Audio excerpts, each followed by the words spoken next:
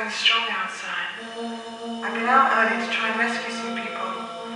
I lost my footing and got stuck in the sandal. The sword was pushed right through my eye. I pulled it out and squeezed back inside. I didn't want to get caught up in the fighting again. Blood dripped down my face as the knock on the door again. I wiped my eye and opened the door. There stood a small grey-haired woman in a blue dress. She looked familiar. I realized it was the Queen. "Would you let me in?" she asked. I really want to slip away from this fighting. Of course, I said, "Come in."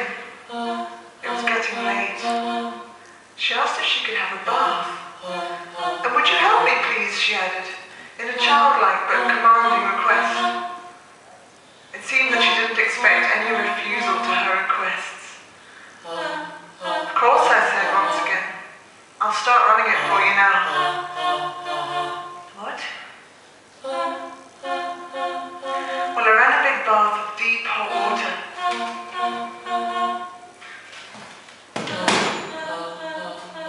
Hello? I ran a big bath of deep hot water and squeezed bubbles into it. I called her like a child. "Come on, Queen, come and get in the bath, it's ready now." She trotted in, immediately started pulling off her clothes.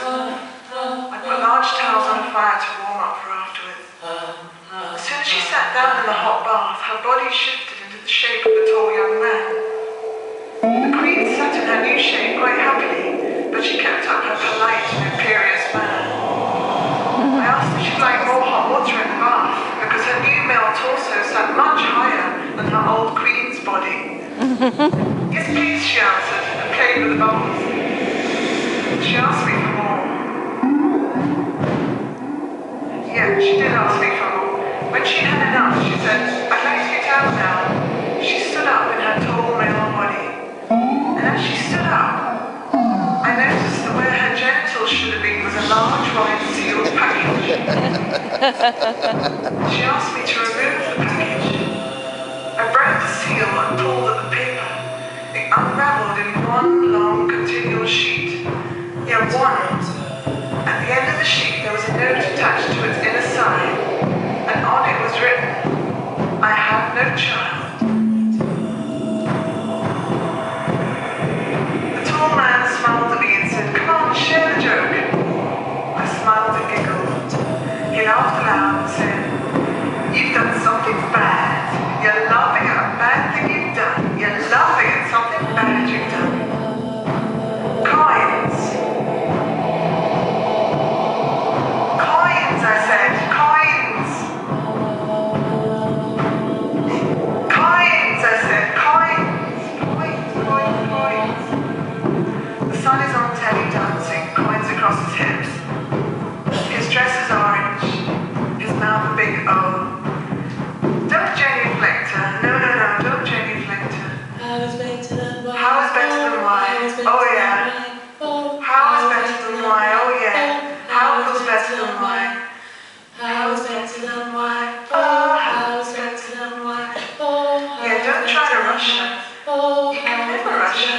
Her eyes are rolling. Her voice is calling. Her lips made an O, her mouth made an R. Her body is strong. Pale eyes are rolling. Orange shirt swinging. Her eyes are rolling. Her eyes are rolling. Her voice piano. Her lips piano. She is commanding. Her eyes are up. How is better than why? Oh yeah, how is better than why? How feels better than why? How feels much better than why? Yeah, the sun's on telly dancing. Coins across his hips. Coins across his hips. Coins across his hips. His dress is orange.